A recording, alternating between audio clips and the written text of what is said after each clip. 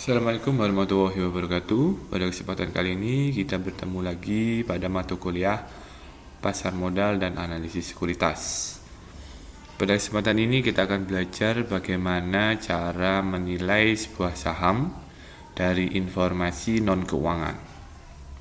Nah, pertama, data-data yang kita perlukan ya untuk menganalisis suatu saham ya dengan teknik analisis non keuangan.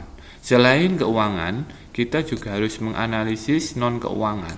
Nah, analisis non keuangan ini sangat bermanfaat bagi kita untuk menilai bagaimana pengelolaan perusahaan ya, baik atau buruk. Caranya, data yang kita butuhkan ada dua, yaitu yang pertama adalah laporan tahunan dari perusahaan, yang kedua adalah bisa melalui informasi website perusahaan atau laporan prospektus perusahaan.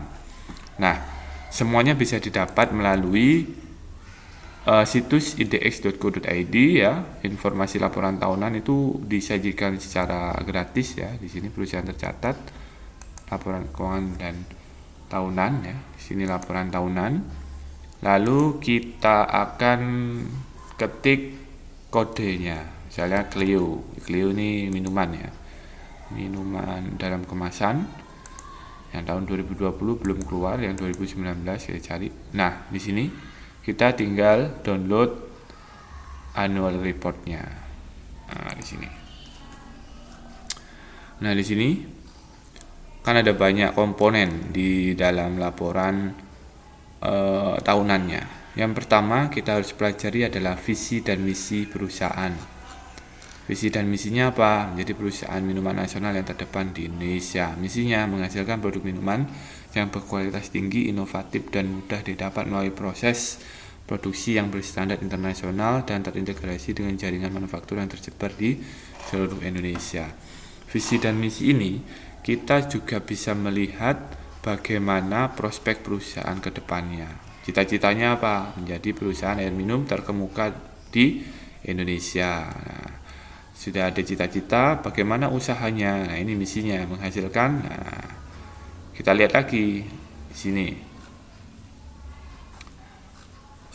Kita lihat riwayat singkatnya. Kita harus melihat riwayat singkat dari perusahaan bagaimana ya. Kita bisa menilainya. Nah, ini perusahaan Clio ini dimiliki oleh Tanobel.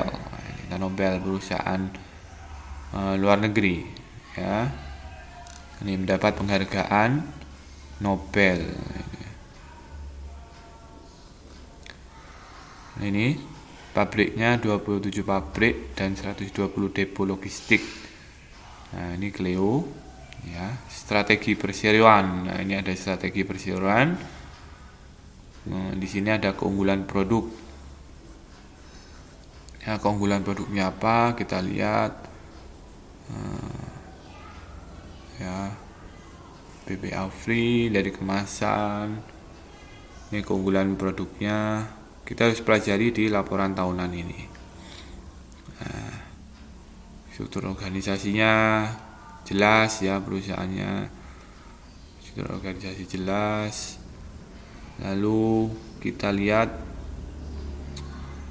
struktur kepemilikan sahamnya bagaimana, kita harus pelajari.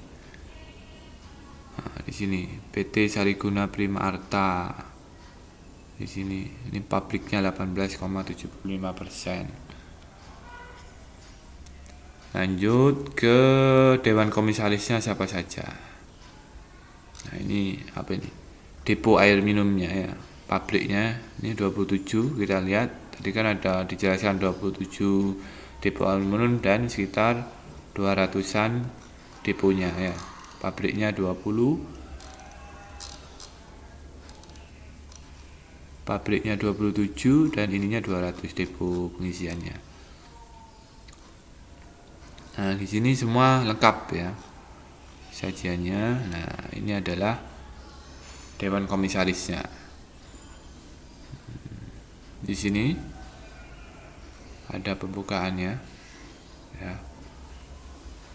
Kita bisa pelajari juga bagaimana karakteristik dewan komisarisnya. Nah, di sini masih Dewan Komisaris independen, komisarisnya masih. Nah, yang kita bisa lihat ini direktur utama. Nah, perusahaan ini akan bertumbuh ya di masa depan itu berdasarkan profil dari ini direktur utamanya ya. Perusahaan mau dibawa kemana, istilahnya direktur utama ini adalah nahkoda. Kita bisa trace atau mencari jejak beliau ya di berbagai media misalnya. Bagaimana reputasi dari ini. Nah, di sini banyak informasi mengenai ini ya. Di sini banyak ini perusahaan Tanobel ya. Kita bisa lihat ya. Ini bagaimana reputasinya. Nah, cari reputasinya, cari-cari saja ya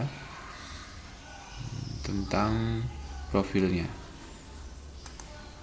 Profil direktur utama itu yang penting. Yang selanjutnya adalah kita lihat yang pertama analisis dan pembahasan manajemen ya. Di sini halaman 63.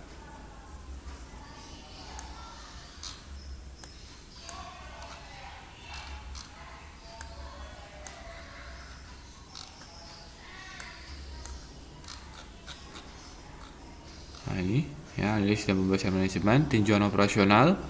Kita lihat peningkatan dibandingkan 2019 ada peningkatan ya pertumbuhan ekonomi. Lalu ini ada data penjualannya bagaimana ya. Ini adalah keuangan. Kita hanya melihat yang non keuangan saja. Langkah-langkah strategiknya apa dalam bidang pemasaran? Presiden juga telah melakukan kegiatan pemasaran yang efektif. Nah, di sini ini ada pabriknya ya, es batu juga ada. Nah, ini manajemennya yang keuangan ini ya. Ya keuangan. Kita cari yang non keuangan saja. Prospek usaha. Nah, ini kita harus lihat prospek usahanya bagaimana. Nih, mencapai 80 dengan market share ini mencapai 85%. Selain itu jumlah industri AMDK lebih dari 90% merupakan industri. Nah, di mana Clio ini? Bisa cari di laporan tahunan gitu ya.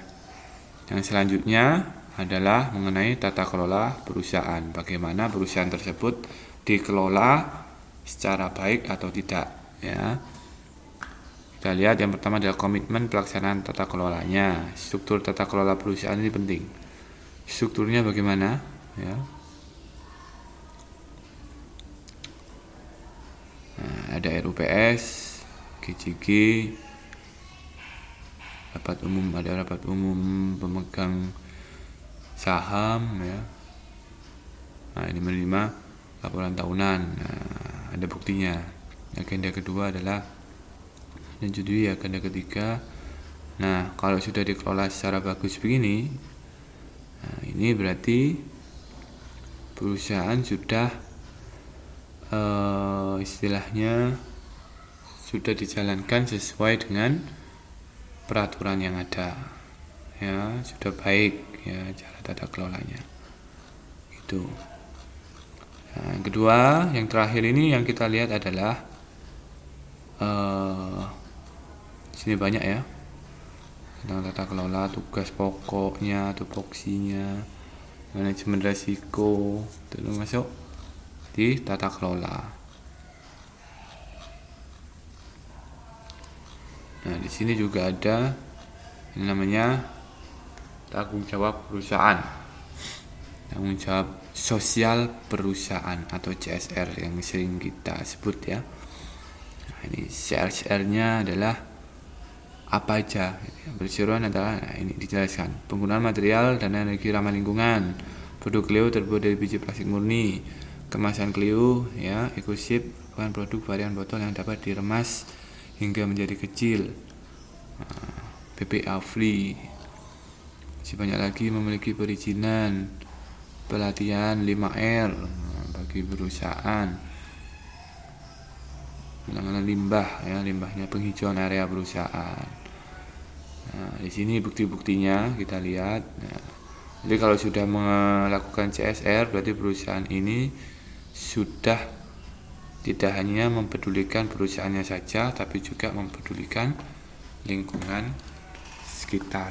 Nah, itu adalah laporan tahunan yang harus kita lihat ya. Yang pertama adalah visi misi, yang kedua adalah direktur utamanya siapa. Nah, kita harus tahu direktur utamanya ini kompeten atau tidak. Yang ketiga adalah tata kelola perusahaan. Yang keempat adalah CSR ini ya. Dan yang kedua, kita bisa mendapatkan ini ya,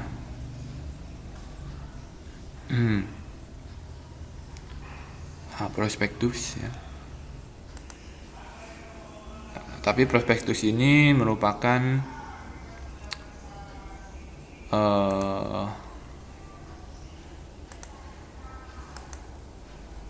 perusahaan-perusahaan yang memang tidak lebih dari 3 tahun ya untuk mendapatkannya. Nah, kita cari yang Clio ya.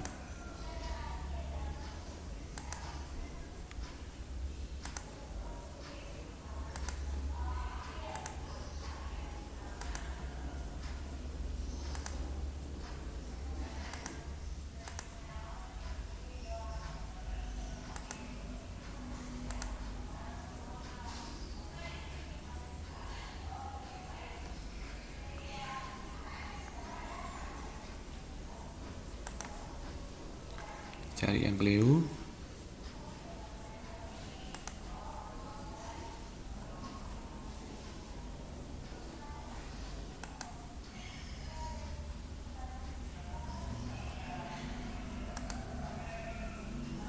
Nah, ini Clio ya.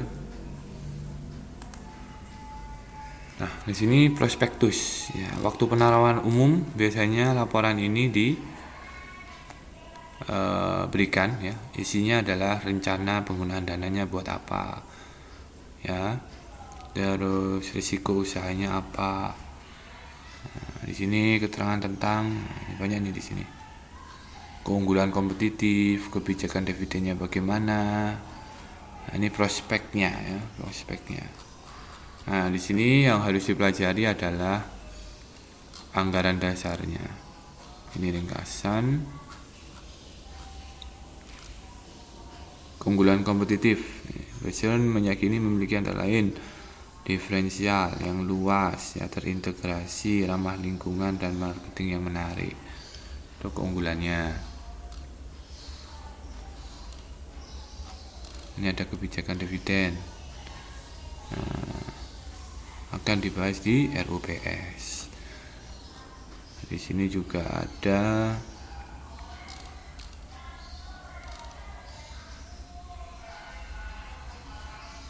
di sini banyak ya disebutkan, dijelaskan bahwa penggunaan sahamnya, rencana penggunaan dana di sini. Sekretaris beliau digunakan oleh perseroan untuk pembelian mesin dan peralatan untuk menunjang kegiatan mesin preform. Nah, ini mau digunakan apa? Dana ininya, penerbitan sahamnya ya. Nah, di sini sisanya 5% membiayai penggunaan bahan baku biji plastik PET. Nah, ini penggunaan dananya mau dibuat apa. Jadi udah ada tujuannya ya. Jangan sampai melakukan IPO atau Initial Public Offering, penawaran umum untuk menjual sahamnya tanpa adanya rencana penggunaan dana. Ini penting, kita harus lihat. Tidak perlu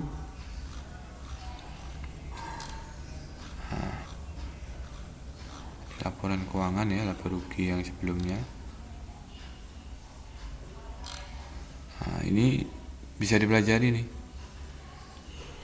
ya. Kalau keuangan ya, yang keuangan kita harus melihat prospektus juga. Ini sebelum IPO, laporan keuangannya bagaimana dijelaskan di prospektus gitu ya. Nah, itu yang mungkin dipelajari ya dari analisis non keuangan. Jadi satu ada laporan tahunan, itu yang penting ya. Yang kedua adalah laporan prospektus perusahaan. Oke, baik. Pertemuan untuk saat ini cukup sekian. Semoga ilmunya bermanfaat. Saya Eri. Wassalamualaikum warahmatullahi wabarakatuh.